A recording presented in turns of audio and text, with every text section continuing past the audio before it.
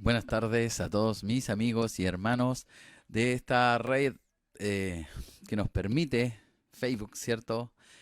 Compartir a través de esta plataforma este desafío que hemos propuesto, ¿cierto? De leer juntos las Escrituras. Les habla su pastor Jonathan Bustos desde Chile para nuestros amigos que están allí, ¿cierto? Fuera de este país y nuestros hermanos que nos ven y nos han acompañado en alguna instancia desde España, desde Honduras, Guatemala, Cuba, Argentina, Brasil, Estados Unidos en algún momento, y también algunos hermanos nuestros en Chile del sur, ¿no? Chiloé, Puerto Montt, el Señor les bendiga grandemente, Rancagua, ¿cierto? Y así otros tantos de mis hermanos, que el Señor, la paz de nuestro Señor Jesucristo sea con todos ustedes, en sus corazones, en sus vidas, en sus familias. Gracias al Señor porque podemos continuar con este desafío de leer juntos las Escrituras. Es cierto, se nos redujo un día, ¿sí? Porque teníamos allí el sábado y el lunes a las 20:30 horas. Bueno, producto de que iniciamos los cultos presenciales en día sábado, logramos encontrar un lugar ahí para rentar o arrendar.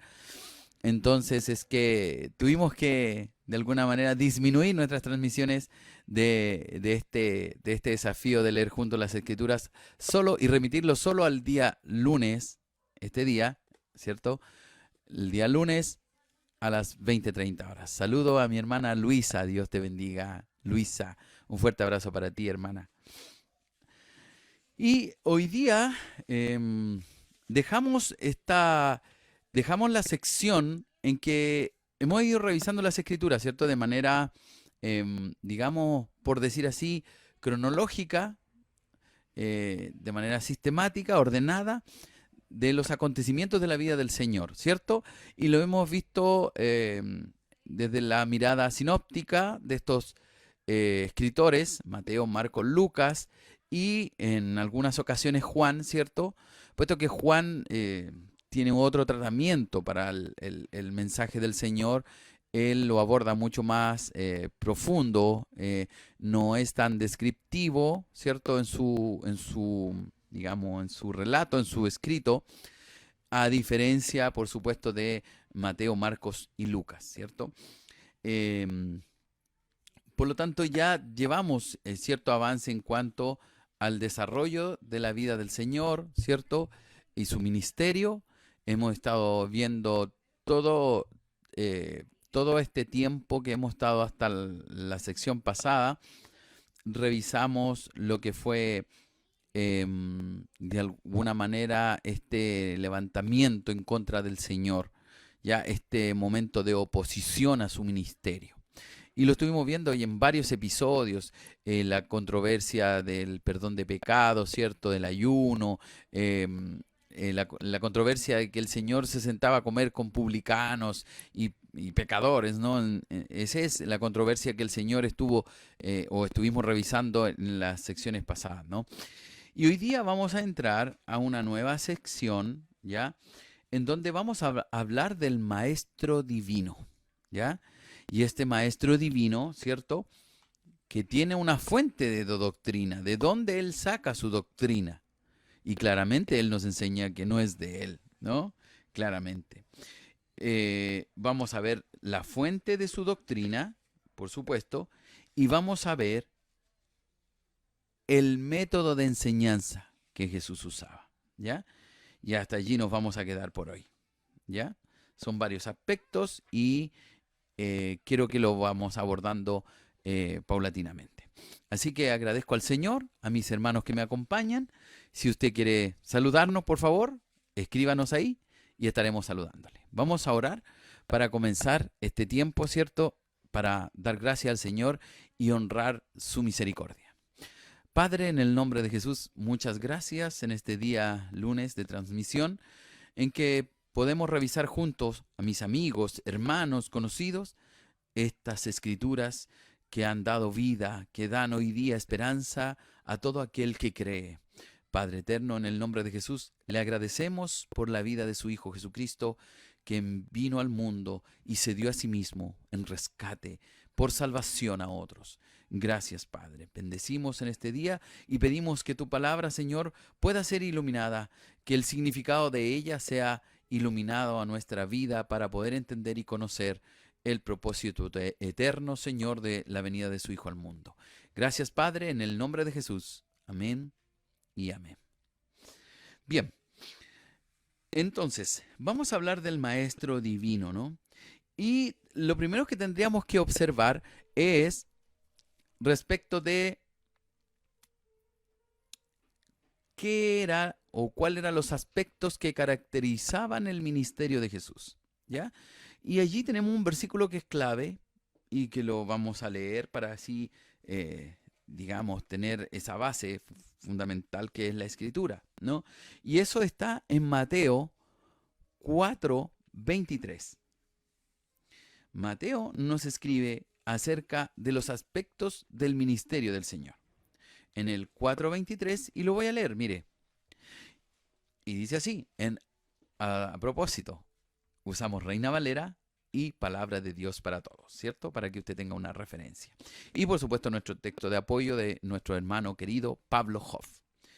Bien, entonces, versículo 23, dice allí, y recorrió Jesús toda Galilea, enseñando en las sinagogas de ellos, y predicando el evangelio del reino, y sanando toda enfermedad y toda dolencia en el pueblo. ¿Se fija? Lo voy a repetir, mire, para que usted me siga. Estamos revisando los aspectos del ministerio del Señor. Mire lo que dice el 23. Recorrió Jesús toda Galilea, enseñando en las sinagogas de ellos y predicando el evangelio del reino y sanando, ¿cierto?, toda enfermedad y toda dolencia en el pueblo. Bueno, allí claramente Mateo es el que nos indica o nos enseña o nos muestra los aspectos del ministerio del Señor, que eran enseñar, claramente, enseñar, predicar y por supuesto sanar. El Señor nunca dejó o pasó por inadvertido, ¿cierto?, el sufrimiento de las personas. El Señor se conmovió a misericordia. Es un gran ejemplo que la iglesia cristiana ha dejado de lado. Amén. A veces puede ser criticado usted y yo a lo mejor, porque a veces tenemos algunas fotografías y algunas muestras del trabajo que hacemos. Queridos, eso no es para glorificarnos nosotros. Si la honra no es nuestra, la honra es de Dios, ¿cierto? Si hacemos el bien a alguien, no es para que nos aplauda a nosotros. No, por favor, ni levanten carteles para nosotros. No, lo hacemos porque el Señor primero lo hizo con nosotros. Él rescató nuestra vida. Él pagó el precio en la cruz. Por lo tanto, nada de eso tiene orgullo, nada de eso tiene vanagloria. Por favor, eso es para mostrar la obra que debemos hacer todos, ¿ya? Porque algunos se llenan de palabrería en las redes sociales, grandes discursos, grandes prédicas. Sin embargo, por no decir, algunos dicen, no, porque es que no podemos mostrar lo que hace la derecha o la izquierda o al revés para que no haya problemas, ¿no? Sin embargo, no hace ninguna de las dos, ni la una ni la otra. Queridos, el fondo de la fe cristiana tiene que ser el trabajo por el amor al prójimo.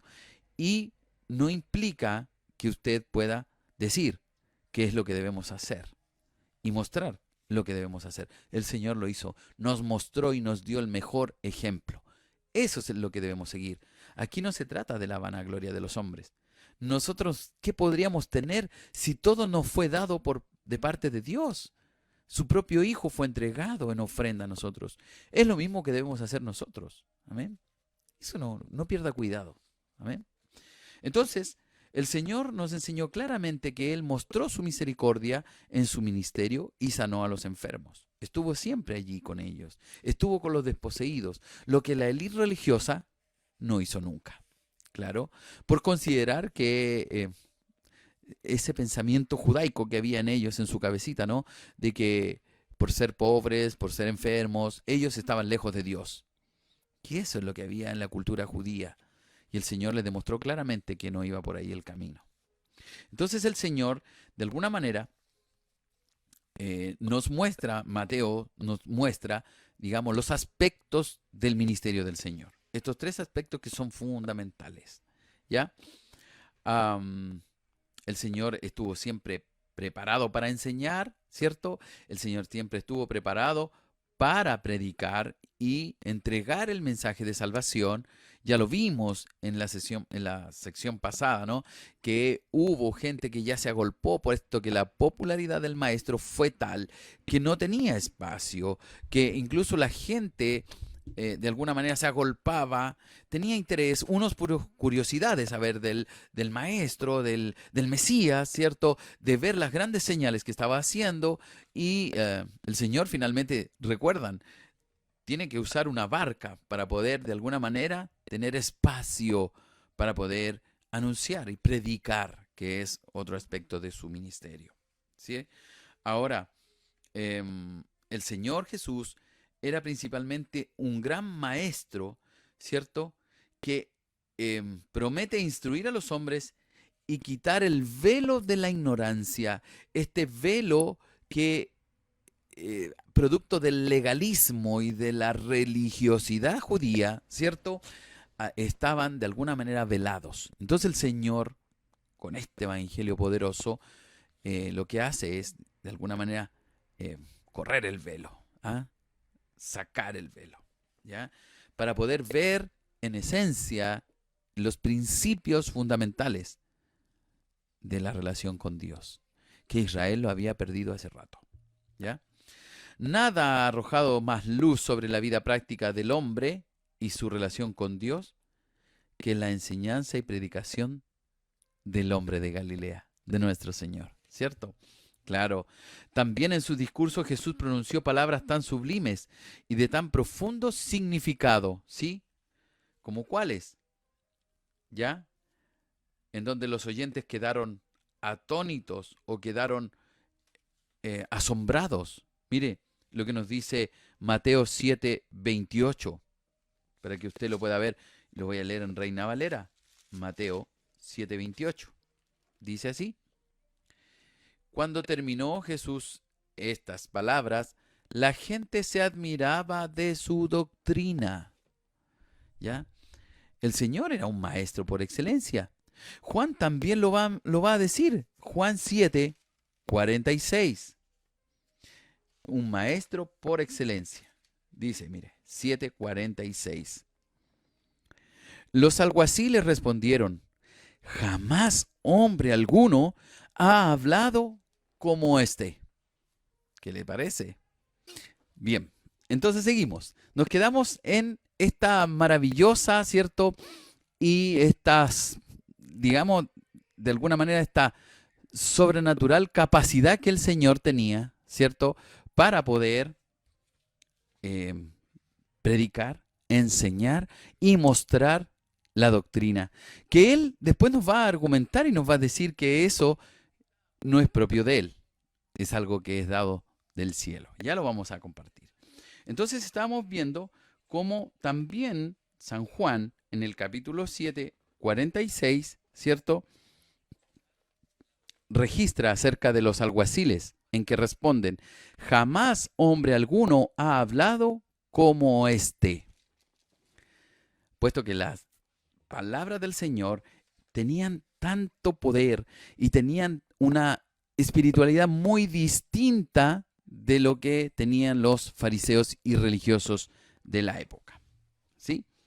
Bueno, necesitamos saber ahora cuál es la fuente de esta doctrina, de dónde viene, de dónde nace esta enseñanza, de dónde, de alguna manera, emerge, cuál es el origen, de dónde se origina. Si es la misma ley, es la misma revelación que Dios le enseñó a los judíos como nación, pero esa autoridad, esa capacidad, esa manera maravillosa de expresarse, bueno, era necesario saber cuál era la fuente de su doctrina.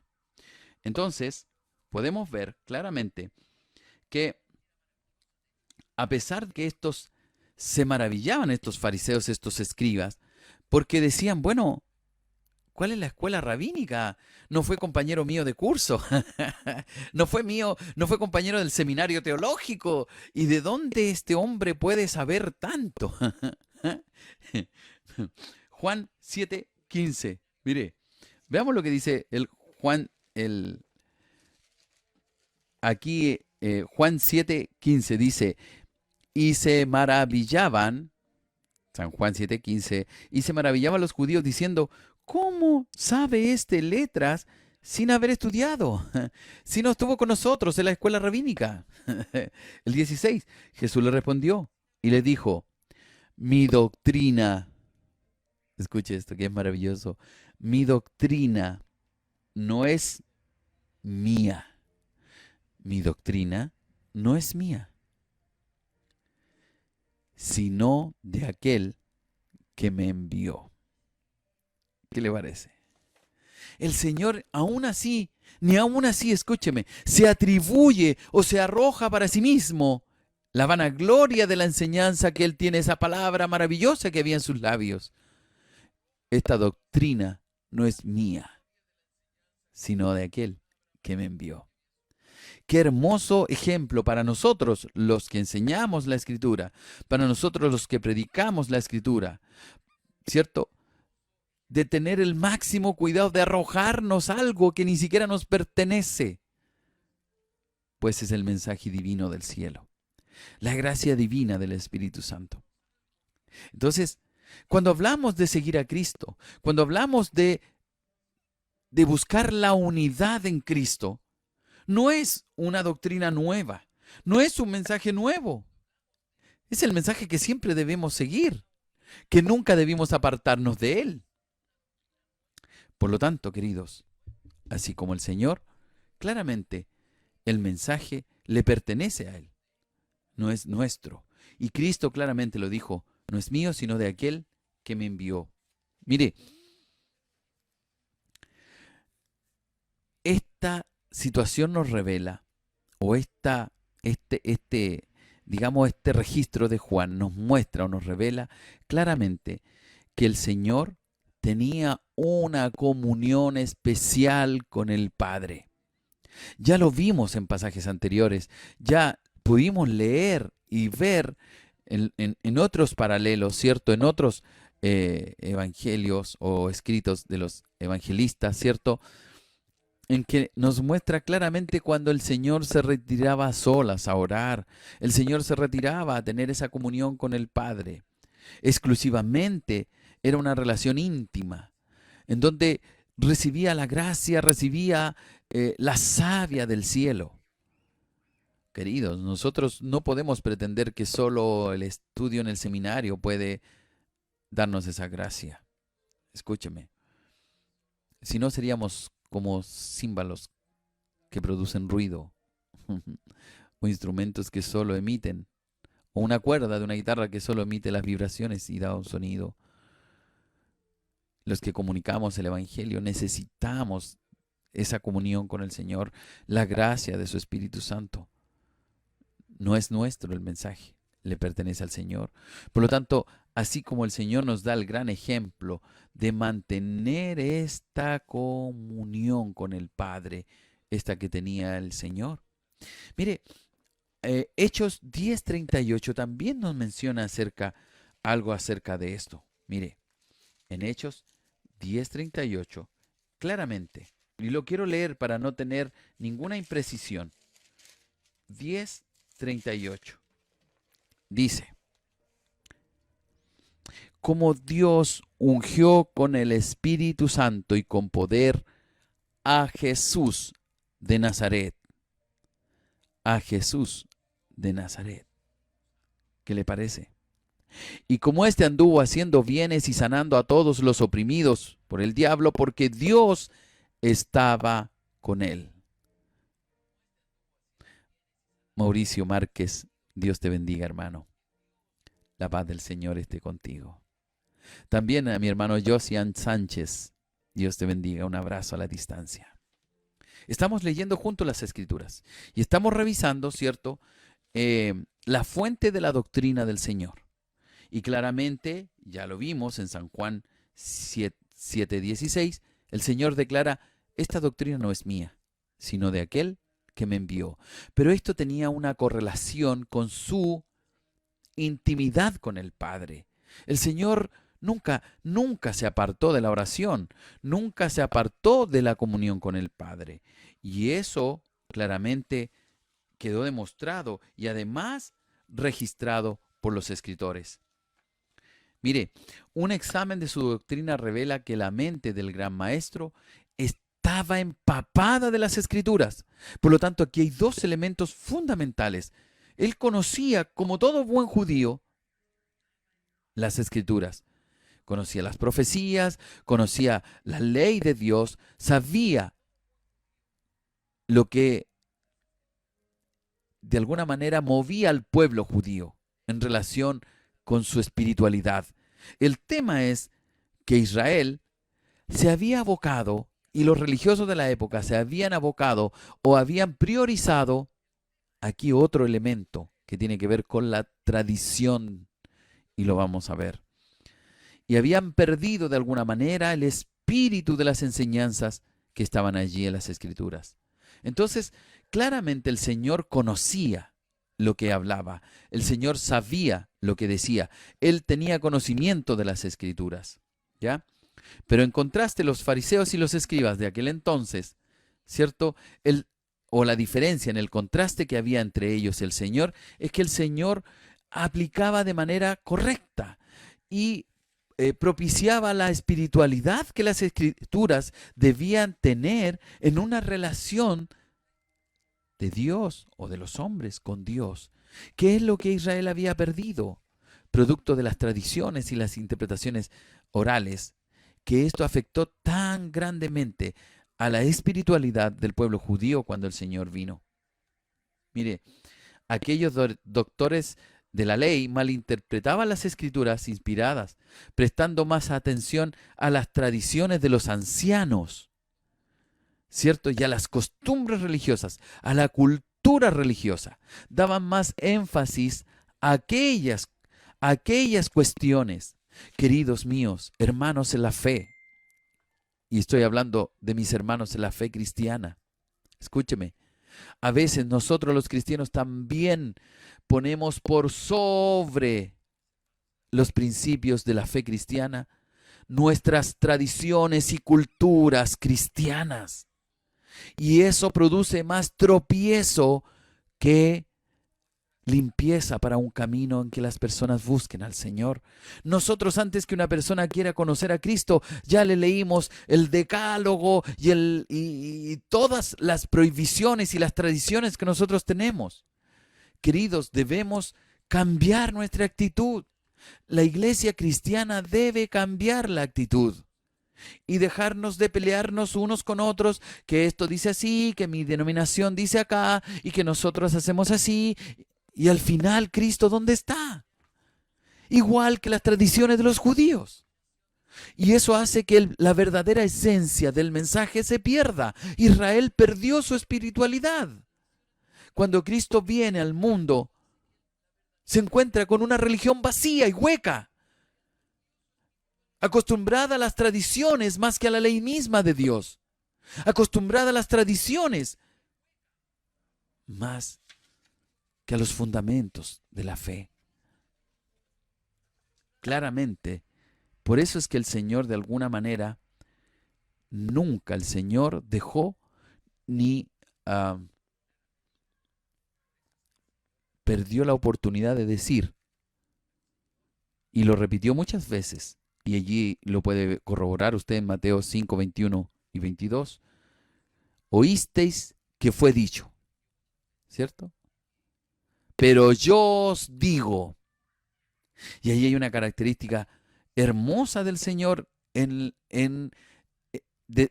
la fuente de su doctrina.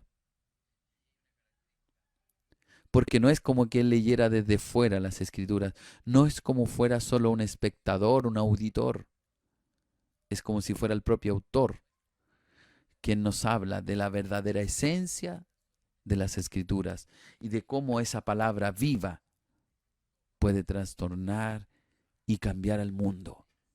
Ese es el mensaje que debemos predicar. Ese es el mensaje que debemos anunciar, tal como el Señor lo hizo. Por eso es que lo hace tan poderoso. Por eso es que lo hace un mensaje tan ardiente. Lo hace tan fresco.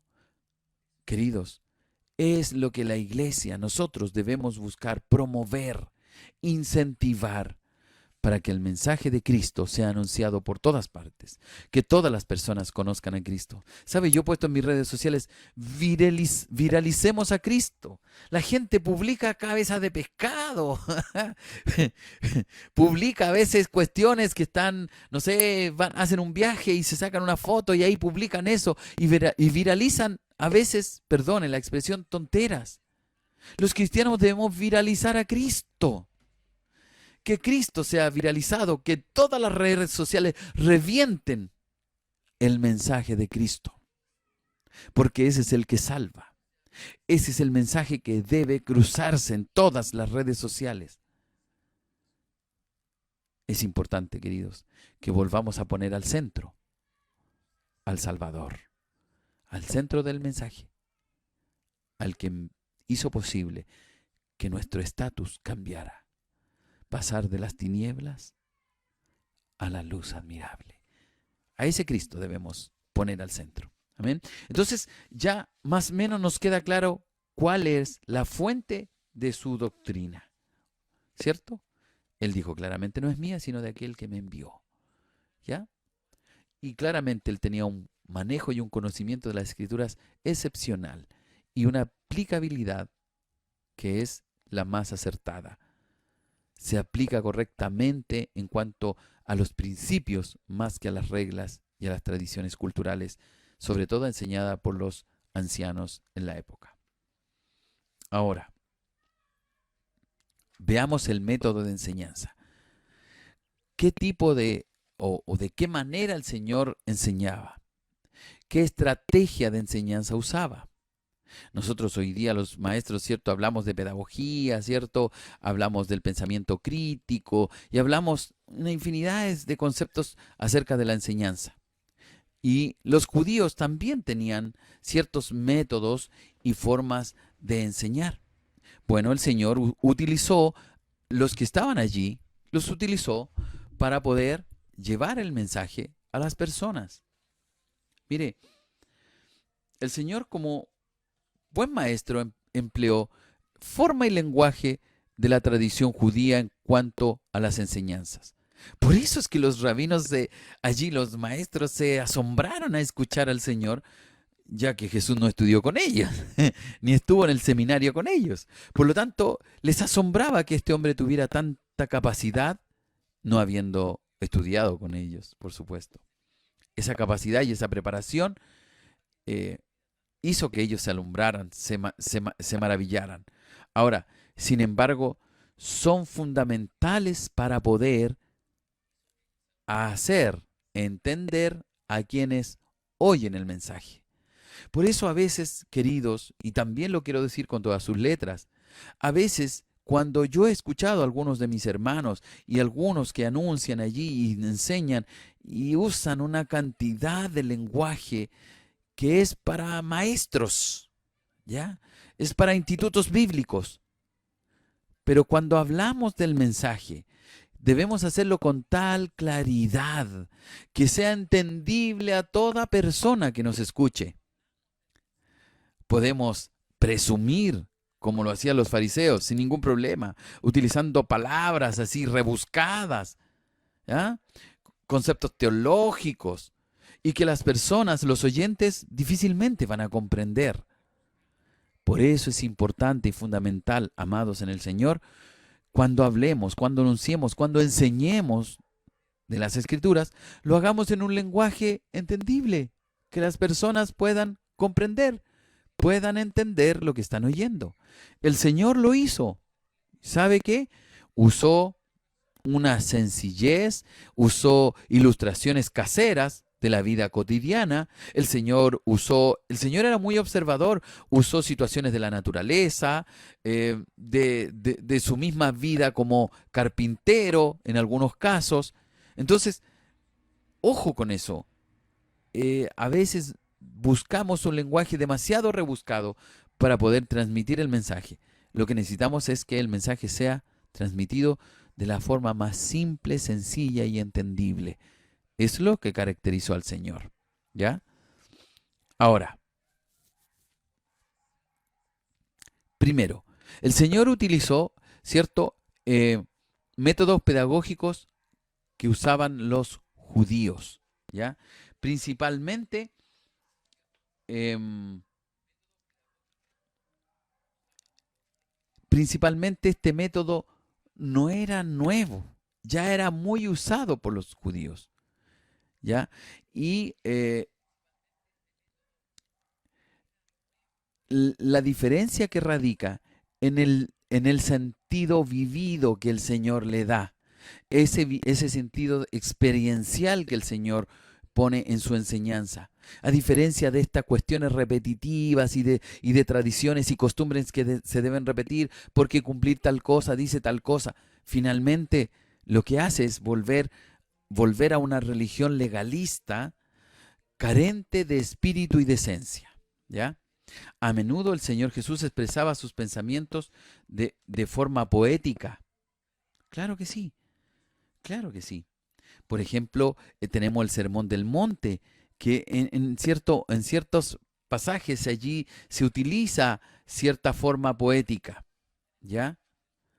Em, Esta poesía semítica no consiste en versos rimados, sino en la correspondencia del pensamiento en sus miembros, o sea, en el ritmo lógico que se llama paralelismo. ¿Ya? Es una cuestión técnica, ¿no? Pero prácticamente tiene que ver con eh, cuando el Señor usaba, en un verso, usaba, vamos a poner un ejemplo para que lo podamos entender. Mire, en el versículo Mateo 7:6, mire, lo vamos a revisar. Mateo 7:6, lo tenía por aquí. Mire lo que dice. Mateo 7:6 dice, no deis lo santo a los perros. Ahí tenemos una frase. No deis lo santo a los perros. La siguiente frase dice, ni echéis vuestras perlas delante de los cerdos. Esta forma de paralelismo usada por los judíos también fue usada por el Señor y que de alguna manera nos enseña, ¿cierto?, que la idea principal es reafirmada por la siguiente, para que quien está escuchando pueda entender el énfasis o pueda comprender el énfasis de lo que el Señor está diciendo. No deis lo santo a los perros, ni echéis vuestras perlas delante de los cerdos. Mire, algunas de las formas del paralelismo hebreo son el sinónimo. ¿Qué quiere decir esto? Que en una línea del verso, ¿cierto?, añade otra que expresa el mismo pensamiento, que es algo similar a lo que dimos lectura ahora, ¿no? Pero mire, hay otro ejemplo. Isaías 1:3, ¿ya? Dice, Israel no entiende. Esa es la primera línea. La segunda línea dice, mi pueblo no tiene conocimiento. ¿Se fija? Este es un sinónimo porque la primera idea es reforzada por la segunda idea y que dice prácticamente lo mismo. Ahora, hay otro tipo de paralelismo. El primero es sinónimo, en donde la primera línea es reforzada por la segunda, ¿cierto? Y allí no hay dificultad para entender. Quiere decir lo mismo en ambas, solo que se va reforzando para que el que escucha, ¿cierto? Y nosotros los que hoy día leemos, podamos comprender el énfasis que el Señor está dando. Pero ahora existe otro paralelismo que es el sintético, ¿ya? Y en este paralelismo es que el pensamiento del segundo verso, y si hay otros versos más, desarrollan y complementan el pensamiento primero. Por ejemplo, veamos el Salmo, en el Salmo, capítulo 1, verso 3. Mire, aquí lo vamos a leer. Salmo 1, verso 3. Dice, será como el árbol plantado junto a corrientes de aguas. Ahí está la idea central, ¿cierto? Mire la siguiente, observe la siguiente. Que da su fruto en su tiempo. Está hablando de lo mismo, está hablando del árbol, está hablando de que si está allí con buen riego, en corrientes de agua, ¿cierto? A su tiempo dará fruto. Está reforzando y continúa desarrollando la idea. Mire el siguiente verso. Y su hoja no cae. ¿Se fija? Y mire, y por último, y todo lo que hace prosperará. Refiriéndose al árbol que está en una corriente de agua que lo alimenta constantemente. ¿Se fija? Entonces, este paralelismo sintético lo que hace es reforzar el primero o desarrollar del primer versículo, la primera línea, desarrollar el pensamiento, luego lo completa o lo complementa. ¿Ya? Y ese es un paralelismo sintético. Era usado por los judíos. Y el Señor lo usaba de una manera que pudiera ser comprendido cuando Él enseñaba. Quiero hacer una pausa y saludar a mis hermanos. Rosita Huichaqueo, Dios te bendiga, hermana. Bendiciones para ti. Saludo a Carlito Belmar. Un abrazo, mi hermano. Dios le bendiga. José Andrade, Dios te bendiga, hermano. Bendecido. Felipe Sepúlveda, Dios te bendiga. Luchito Núñez, un fuerte abrazo para ti, hermano. El Señor les bendiga mucho. Estamos entonces revisando hoy día, ¿cierto? En Leyendo las Escrituras, estamos revisando la doctrina del Señor, el Maestro por esencia, ¿cierto? Ya vimos lo que es la fuente de su doctrina, de dónde es, y ahora estamos hablando acerca del método de enseñanza que el Señor tenía y que era usado por los rabinos y los judíos de la época. Claramente, ¿ya? Mire, entonces tenemos el sinónimo, que ya lo vimos, en donde la primera línea, ¿cierto?, es un sinónimo, o la segunda es un sinónimo de la primera. No hay cambio, solo es la misma idea. Sin embargo, en el sintético, en la primera línea del versículo, ¿cierto?, plantea una idea, luego la segunda línea lo desarrolla en función de la primera, la tercera, si es que hubiera una tercera, lo complementa y la cuarta lo puede completar. En definitiva, un versículo, un pasaje o una situación de enseñanza del Señor era utilizada de manera compacta, que era entendible, que era desarrollada por ilustraciones o vivencias propias del Señor. Y por último, también tenemos otro paralelismo que es el antitético, es decir, que se oponen. El primero eran sinónimos, ¿se acuerda? ¿Cierto? El segundo en donde se desarrolla y se complementa, pero el antitético tiene que ver que con un versículo el siguiente contradice el primero. ¿Cómo es eso? Veamos un ejemplo. Mire, entonces el antitético es el que expresa un pensamiento contrapuesto del primero. Y tenemos Mateo 7:17. Y por favor, se lo voy a compartir para que usted lo pueda ver. Mateo 7:17. Mire lo que dice. Dice, así, todo buen árbol da frutos. ¿Me está escuchando? Todo buen árbol da frutos. Se refiere al árbol bueno, ¿sí? Mire ahora la antítesis. La antítesis. Dice, pero el árbol malo da frutos malos. ¿Se fija? Entonces el Señor usaba esta forma de paralelismo. El primero es el sinónimo, en donde el versículo primero, o la primera línea del versículo, es totalmente idéntica a la segunda, o la segunda es totalmente idéntica a la primera, en donde está hablando de lo mismo, ¿cierto? Perfecto. Luego tenemos el sintético, que es aquel que desarrolla una idea. El primer versículo plantea algo, ¿cierto? El segundo lo refuerza o lo sigue desarrollando la idea. El tercero lo complementa, si es que hubiera una tercera línea, ¿cierto? Y la cuarta lo complementa, lo cierra finalmente, ¿ya?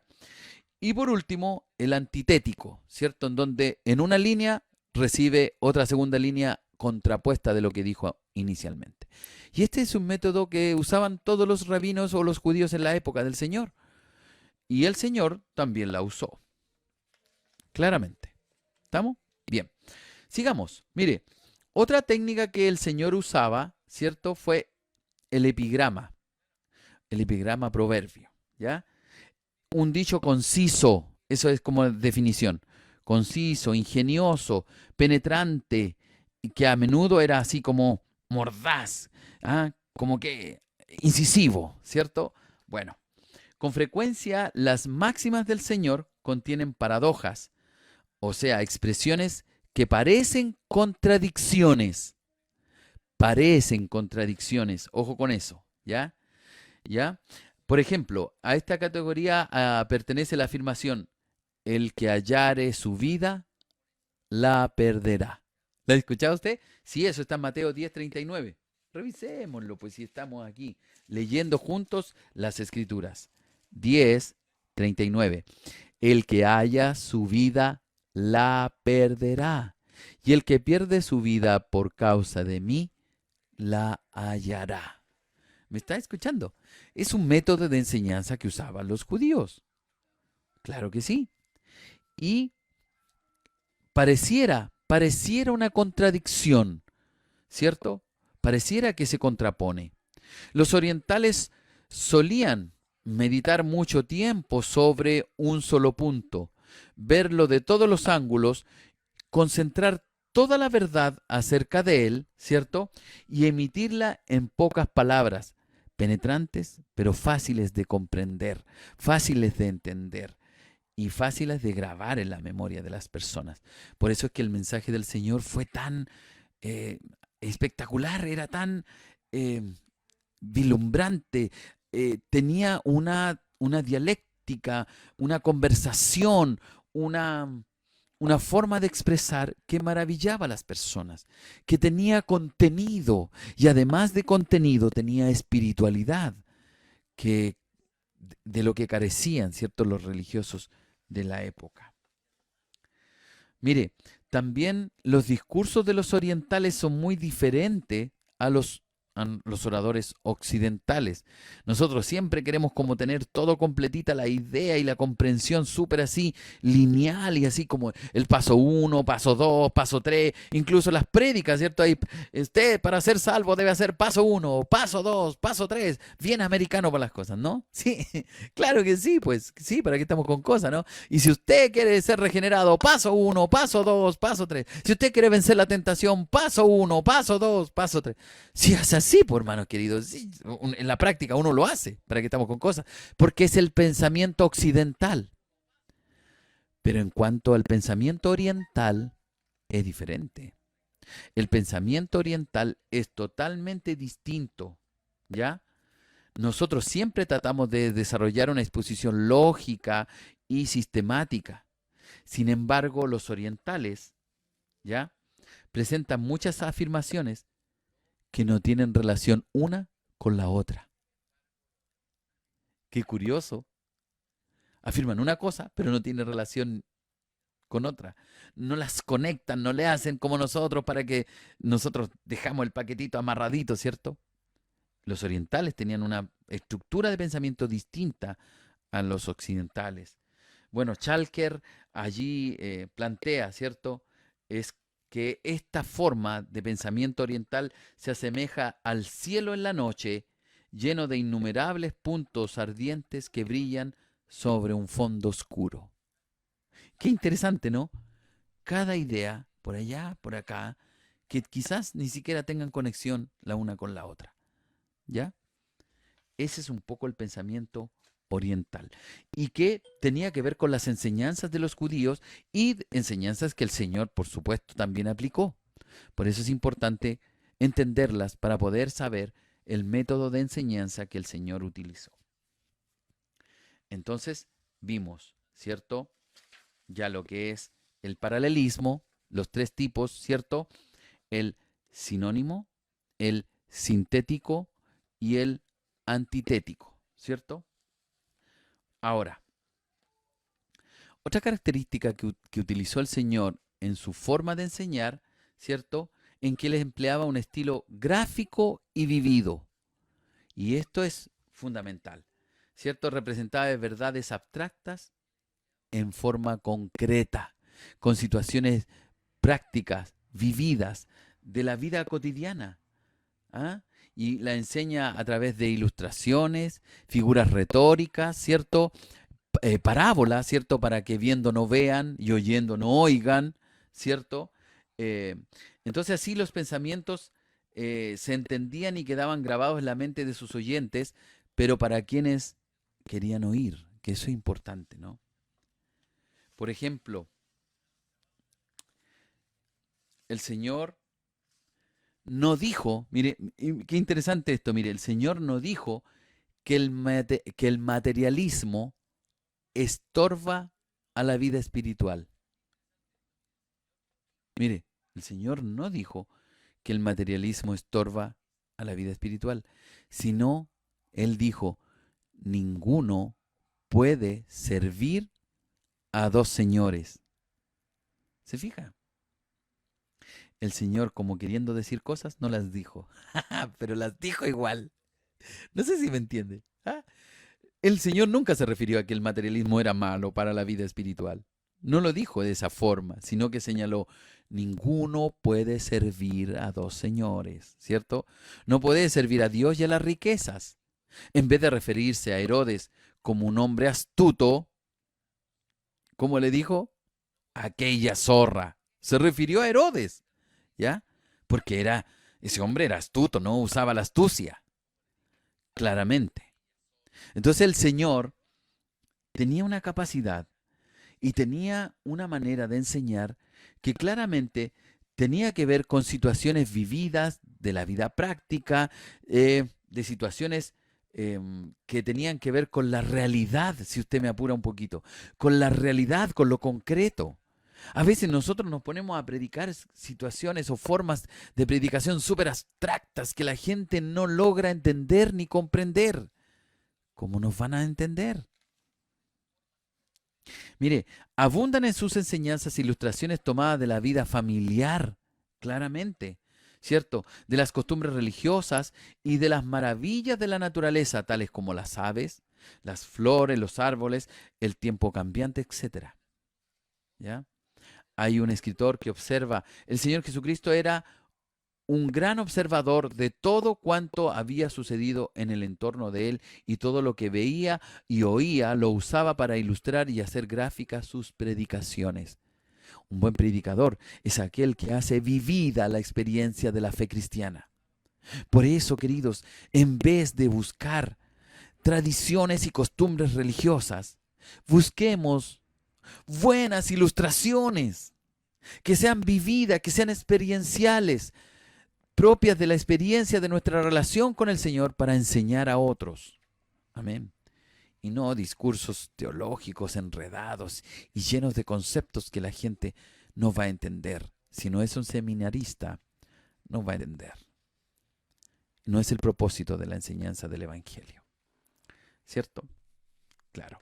No es de extrañarse de que la gente quedara encantada al escuchar sus enseñanzas, pero por supuesto, le conviene al predicador cristiano imitar esta técnica del maestro, lo que estamos diciendo, ¿no? Jesús se expresa de una forma muy vivida, hacía uso de hipérboles, ¿cierto? O exageraciones gramaticales, ¿cierto? Esa es la definición de la hipérbole, ¿no? ¿Cierto? Exageraciones para impresionar el espíritu y aumentar la fuerza de una verdad. El Señor necesitaba enfatizar algo y usaba de cuestiones vividas, de la realidad misma, concreta, que todo el mundo sabía y entendía, ¿cierto? Pudiendo pudiendo extraer de allí la esencia de la enseñanza y darle el valor que ella requería. Quizás muchos de la élite, muchos de los religiosos de la época, ni siquiera tenían estas experiencias vividas, porque su propio entorno quizás no le había permitido experiencias de tal tipo. Por eso el Señor era más cercano a la gente humilde y sencilla. Era movido a la gente que estaba allí, que tenía una necesidad de Dios. Aquellos religiosos de la época aparentemente tenían resuelto aquello. Queridos hermanos cristianos, que no nos pase esto. pretendiendo creer que nuestra interacción con Dios, nuestra relación con Dios es un tema resuelto. ¿Sabe? Mientras más humildad, mientras más cercanía, mientras más intimidad con el Padre, más resuelto estará nuestro tema en la vida cotidiana, en la vida real. No es un tema de jugar a ser cristiano, es un tema de ser realmente un hijo de Dios. Estoy terminando, mire. El Señor señaló la hipocresía de los fariseos, los trató de guía de ciegos. Que coláis el mosquito y tragáis el camello, dijo, que es mejor sacar el ojo que ofende que cometer adulterio, o cortar la mano más bien que desagradar a Dios. Es obvio que el Señor no quiso decir que las personas hicieran de forma literal esto, sino el Señor destacó la gravedad de tales pecados. ¿Me entiende? Porque la espiritualidad para los judíos en la época la tenían lejana en esencia. Solo se limitaban a cumplir rigurosamente las tradiciones. Y a veces la iglesia cristiana también está metida en las tradiciones religiosas de la propia fe. Por último, y punto 3, el gran maestro se valía de preguntas y respuestas en su enseñanza. Sabía que las verdades no se asimilan sin la participación activa de quien aprende. A veces es bueno hacer preguntas, ¿cierto? Y crear esta forma discursiva, ¿ya? De pregunta y respuesta. El apóstol Pablo también usa esta forma, ¿ya? Si no más recuerdos, lo denominan diatriba. Esto de preguntas y respuestas en un discurso. Entonces, el Señor también lo usa. Es importante hacer pensar al discípulo. Es importante hacer reflexionar lo que hoy día denominaríamos nosotros en educación del desarrollo del pensamiento crítico. El Señor lo hacía. Por eso, iglesia cristiana, no debemos ser tan queridos, y perdone la expresión sin ofender, con todo el amor que les tengo a mis hermanos en la fe. A veces somos demasiado, perdonando la expresión, simplones, o demasiado, y por favor sin ánimo de ofender, pero a veces nos quedamos solo con la letra, nos quedamos solo con lo que está allí escrito, no somos capaces de reflexionar, de profundizar en las palabras del Señor. A veces, queridos, nos dejamos llevar y aparece uno que se cree más intelectual, más vivo, ¿cierto? Y nos dice que hagamos tales cosas y levantemos banderas y hagamos cuestiones y vamos para allá y vamos a una marcha y hagamos esto, otro y aquí. Y perdone, pero a veces los políticos, y perdone, lo voy a decir con todas sus letras, políticos se aprovechan de esta, no sé si llamarlo inocencia de la iglesia cristiana, se aprovechan de esta, no sé cómo llamarlo, queridos, dejémoslo en inocencia, ¿no? Y nos llevan para allá, y porque nos anuncian una agenda valórica y decimos, no, este es mi candidato, este es porque esta persona habla de Dios, y nosotros quedamos vislumbrados porque un hombre, una persona, una mujer nombró a Dios en su discurso. Discúlpeme, debemos ir más profundo en la discursiva de las personas. Amén. El Señor lo hizo. El Señor no se dejó llevar por las tradiciones y las costumbres de los religiosos y de la élite de la época.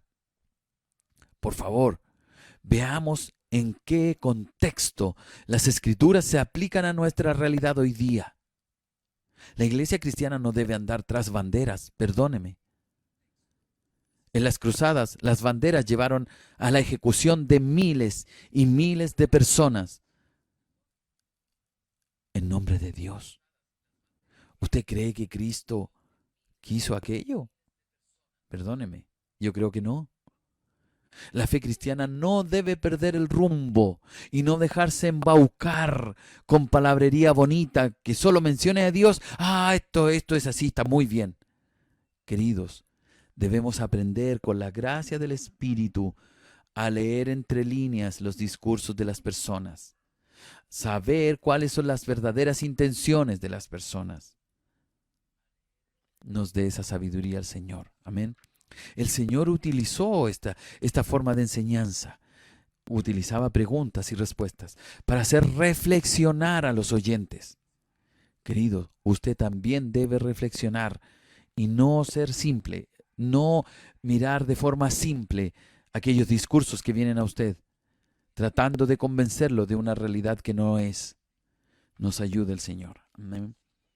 Mire, a veces sus preguntas sondearon las profundidades de los problemas humanos. ¿Qué aprovechará al hombre si ganare todo el mundo y perdiere su alma? Mateo 16:26. Al contar la parábola del buen samaritano preguntó, ¿quién pues de estos tres te parece que fue el prójimo del que cayó en manos de los ladrones? Lucas 10:36. Contestó por lo menos en una ocasión una pregunta capciosa de sus adversarios, formulando otra pregunta que los hizo callar.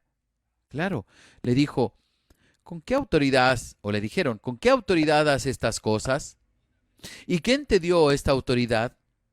Como estos respetaban mucho a Juan, el Señor les replicó, ¿el bautismo de Juan, de dónde era? ¿Del cielo o de los hombres? Ya no hubo posibilidad de respuesta, queridos. No hubo posibilidad de respuestas. Y el Señor los dejó callados, ¿no? Otro gran escritor señala, una característica de las preguntas de Jesús, colocaba siempre a sus oyentes ante una alternativa, especialmente aquellas a que se referían a él mismo. Por ejemplo, ¿quién dice los hombres que soy?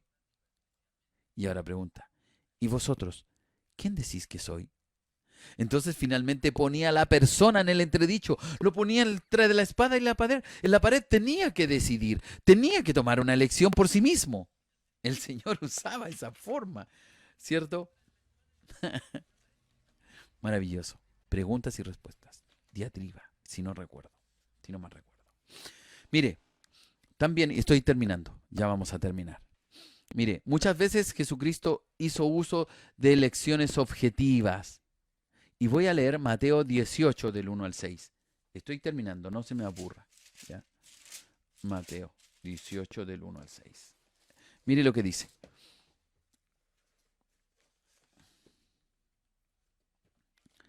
Dice así, en PDT, Palabra de Dios para Todos. 18 del 1 al 6. En este tiempo los seguidores se acercaron a Jesús y le preguntaron, ¿quién es el más importante en el reino de Dios? Jesús llamó a un niñito y lo puso en medio de sus seguidores. 3. Entonces les dijo, les digo la verdad, si no cambian y se vuelven como un niño, no podrán entrar jamás al reino de Dios. Por tanto, el que se humille como este niño, será el más importante en el reino de Dios. El que recibe en mi nombre a un niño como este, me recibe a mí. Le va a ir muy mal al que haga pecar a uno de estos mis seguidores, a quien es más fácil hacerle daño. Sería mejor que se colgara una gran piedra de molino en el cuello y se hundiera en lo profundo del mar. El Señor entonces, ¿qué es lo que hace? Aquí usa un símbolo que es el niño, ¿cierto? Para poder enseñar una gran verdad, que es la importancia de la humildad. Ser como un niño. Los niños pelean, discuten, pueden y después siguen jugando y vuelven a ser amigos. Los adultos nos enojamos, peleamos y somos capaces de ni siquiera hablarnos durante meses, años y a veces toda la vida. ¿Entiende por qué es tan importante estos símbolos que el Señor utiliza? Utiliza aquí a este niño, lo pone como modelo para poder enseñar una lección profunda. Mire, también el Señor señaló en Lucas 21, del 1 al 4. También lo voy a leer. Ya estoy terminando, ¿cierto que le dije? Claro, Lucas 21, del 1 al 4. Deme un segundito que alguien me movió las hojas aquí. Lucas 21, del 1 al 4. Dice: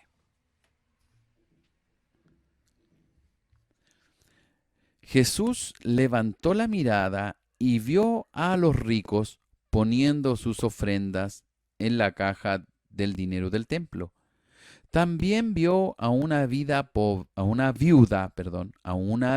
pobre que estaba dando 2 pequeñas monedas de cobre como ofrenda. Entonces Jesús dijo: En verdad les digo que esta pobre viuda dio más que todos los demás, porque todos ellos dieron de lo que les sobraba, pero ella, a pesar de su pobreza, entregó todo lo que tenía para vivir. Entonces, ahora el Señor vuelve de forma gráfica, tomando el ejemplo de la viuda para enseñar una gran verdad, ¿cierto? Sí. También en otra ocasión maldijo a una higuera estéril para hacer hincapié en la necesidad de llevar fruto y tener fe, ¿cierto? Marcos 11, del 12 al 14, 20 al 25. Y por supuesto, el hecho de el Señor lavar los pies a los discípulos es una forma de humildad enseñada por el propio Maestro. ¿Se fija? Entonces el Señor utiliza símbolos, situaciones, personas para enseñar grandes verdades.